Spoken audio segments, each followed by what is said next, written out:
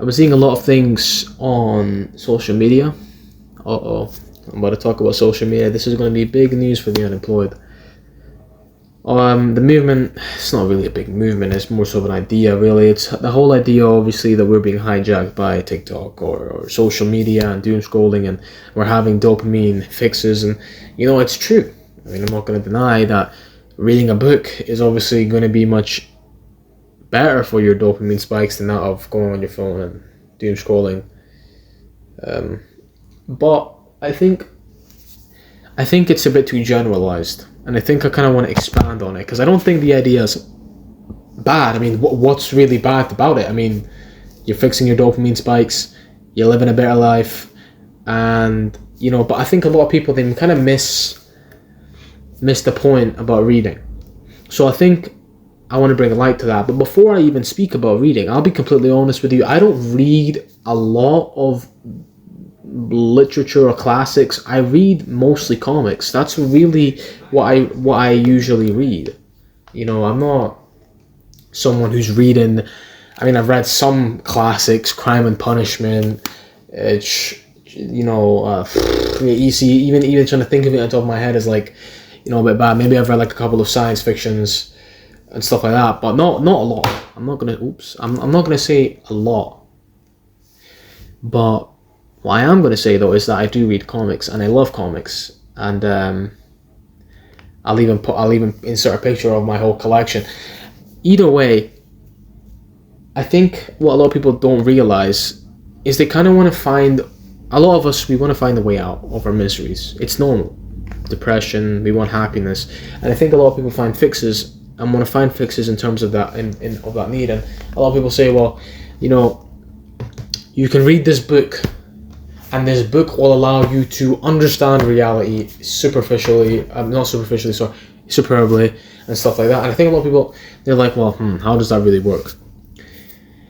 Now, I'm going to kind of sway a bit on the books here, because obviously we have classics in literature, and then we also have self-help books and stuff like that. I'm not going to speak about self-help books, because my main point on reading books in general, or comics even, because I'm using comics as the example here, is that self-help books are not bad. I'm not going to discredit any self-help books. I mean, obviously, if you read self-help books, I'm not calling you a dumbass.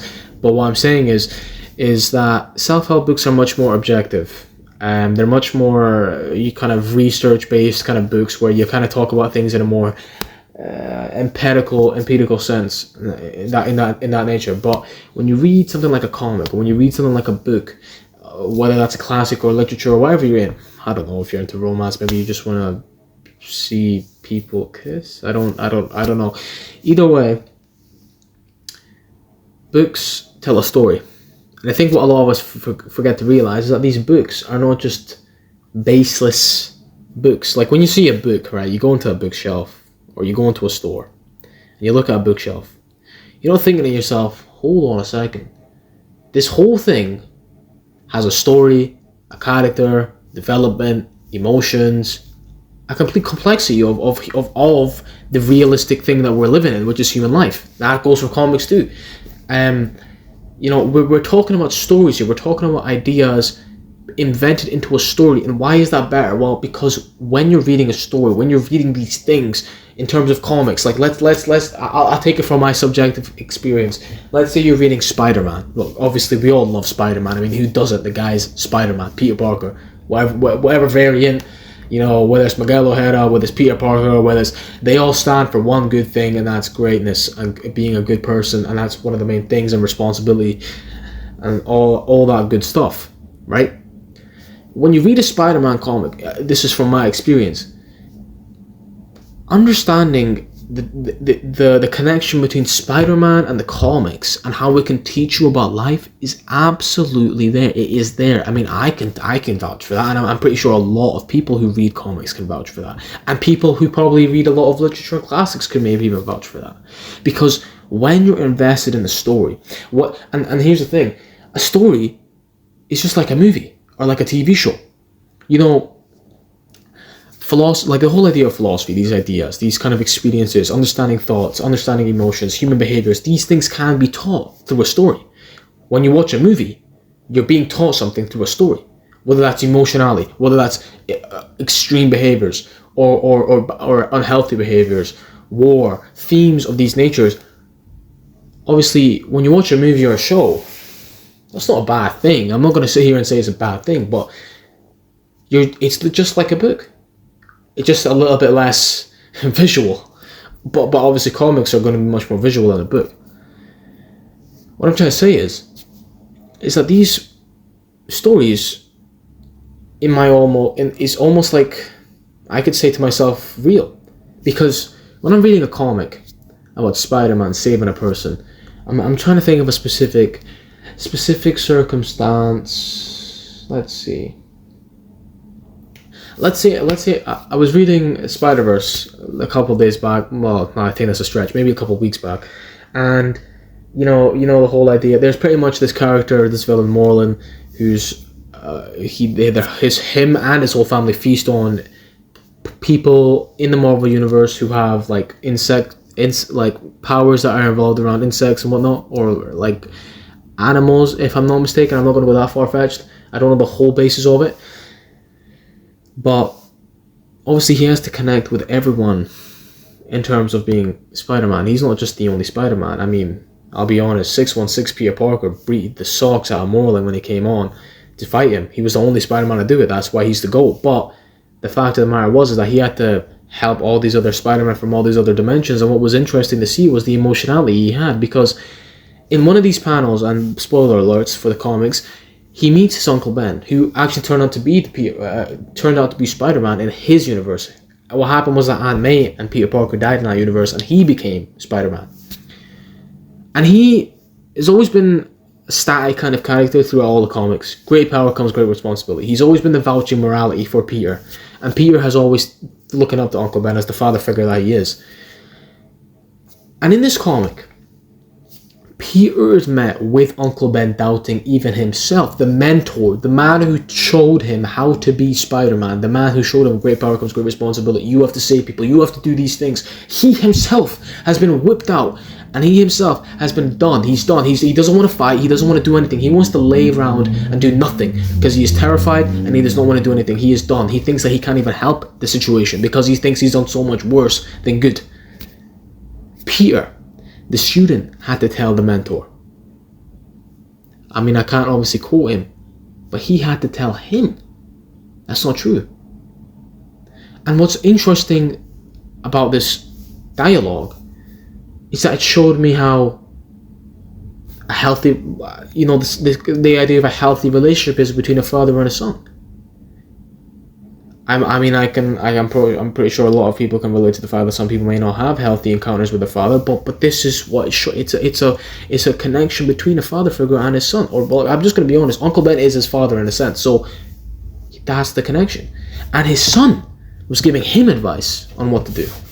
Now that concept seems completely foreign to me, because maybe of my circumstance. But seeing that and the beauty of it and the connection of it, the emotionality, it showed me how things can maybe be a bit different with figures in our lives. That's just a subjective kind of feel around it. But obviously, subjectiveness is a beautiful thing because we all experience subjective behaviors and we can all experience these behaviors when it comes down to things that we like.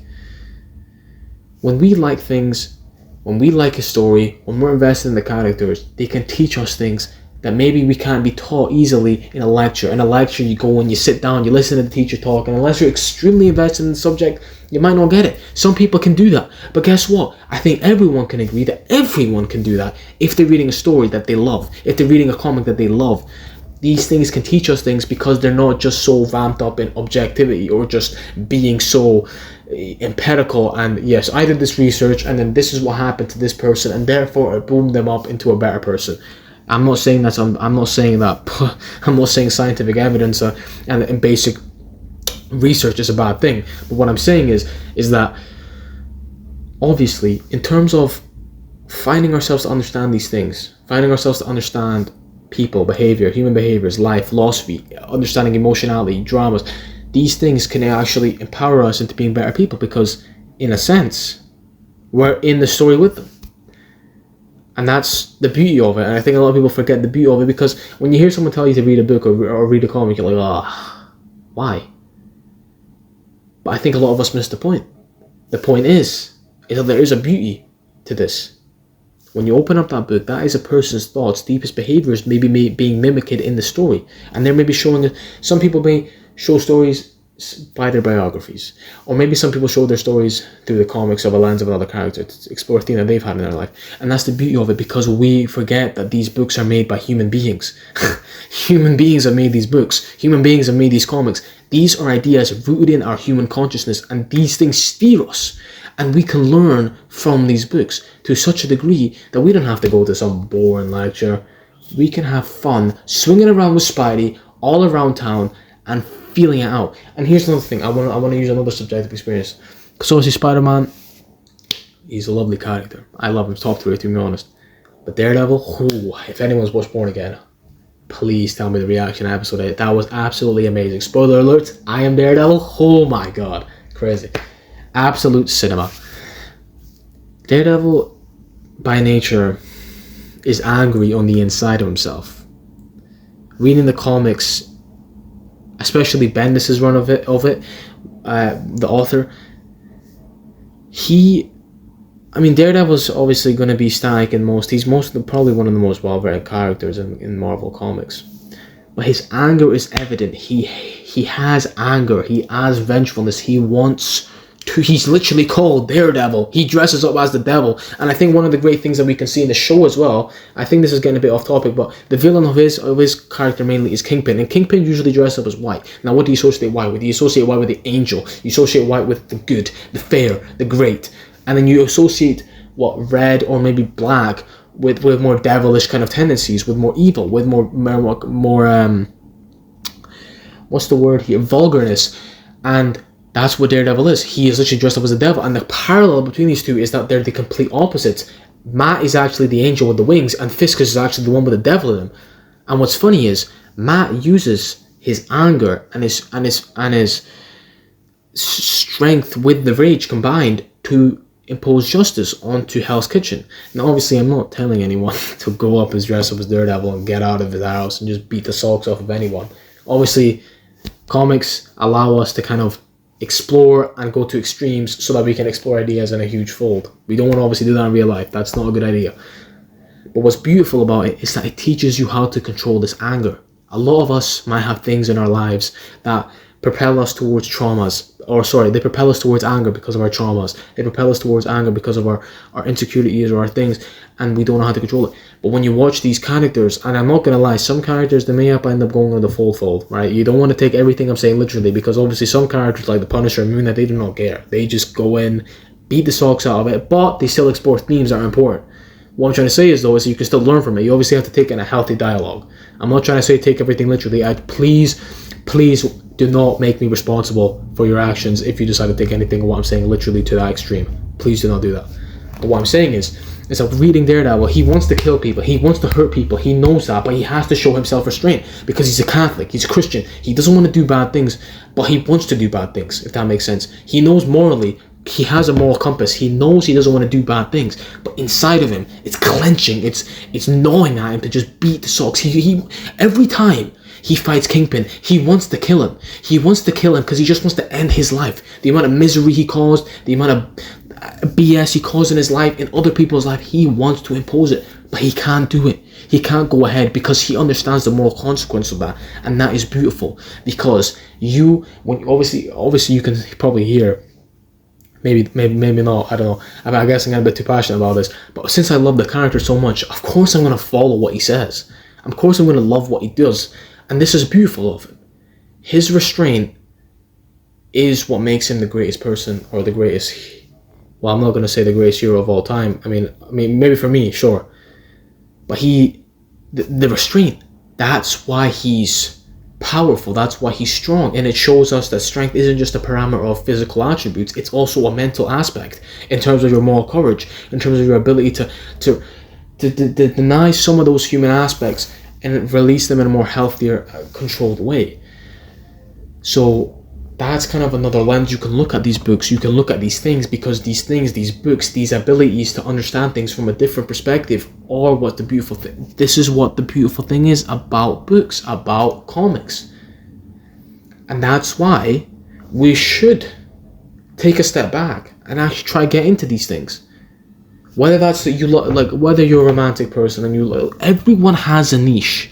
Everyone has something that they can be tailored to. You just have to find it. I'll be honest, now thinking back about it, books, I love reading psychological thrillers. I love that. I just love the idea of psychological thrillers. I love the Jack Reacher books. I read You by Caroline Kepnes. I think that's your surname.